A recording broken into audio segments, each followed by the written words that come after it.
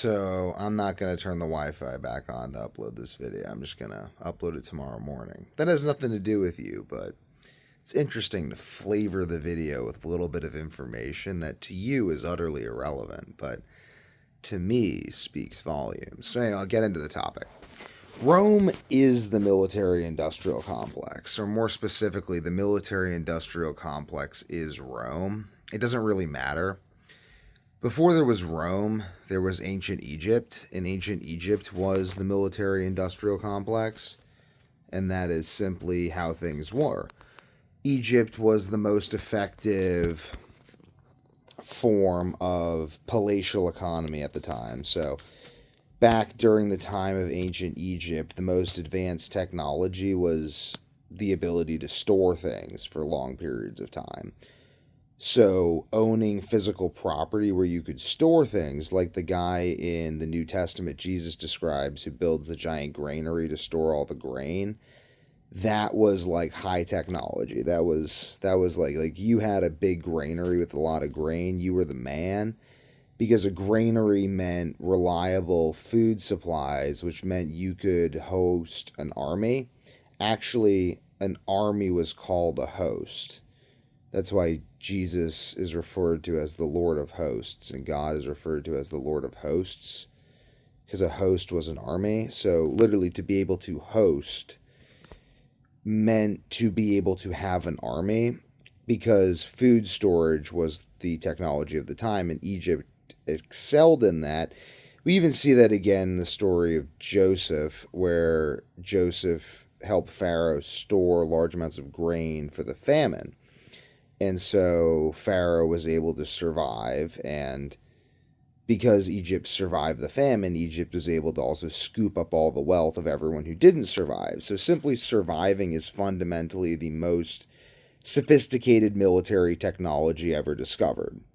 I would even go so far as to say that everyone who hasn't discovered how to survive will immediately lose any war that they're in ever. So survival is of that level of importance, and Egypt built itself around the storage of the means of survival. Rome took it one step further and actually created plumbing with the aqueduct system. So Rome industrialized the supply of water and ultimately made itself untouchable by doing that, because everyone else had to carry their own water.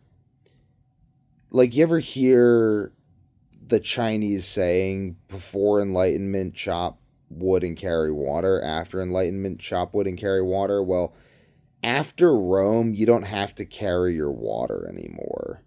So Rome is actually superior to Enlightenment insofar as water carrying is concerned. And now we've actually made fuel irrelevant too, chopping wood irrelevant through gasoline. So Rome, like after Rome, I call Rome the process of industrialization, like the process of like, oh, we need food to live. Our cows need to eat grain. Let's store grain so the cows can have something to eat, and then we can eat the cow. Like, that process of industrialization and abstraction is what I call Rome, which started as Egypt and maybe started as Atlantis, but started as Egypt and ended with where we are now. And fundamentally, that itself is the military industrial complex. The fact that I don't need to carry my water, but the people who I'm fighting, be it in Afghanistan or Mongolia. I don't know why I'd go fight the Mongolians. I've just been thinking about Mongolia a lot recently. Or wherever I happen to be, if my adversary has to carry their own water, they're screwed. And this is like American logistics. Like, it's really Roman logistics. Like, really, Rome has simply always excelled in logistics. And this is what enables us, to dominate historically and on a continual basis, because where there is a military industrial complex, there you will find people who have guaranteed themselves the means of survival. Because fundamentally, military just means survival, industrial just means guarantee, and complex just means I've got a really big mental complex about this and I can't stop thinking about it. And I'm just going to keep on working on guaranteeing myself the means of survival forever and ever and ever and ever.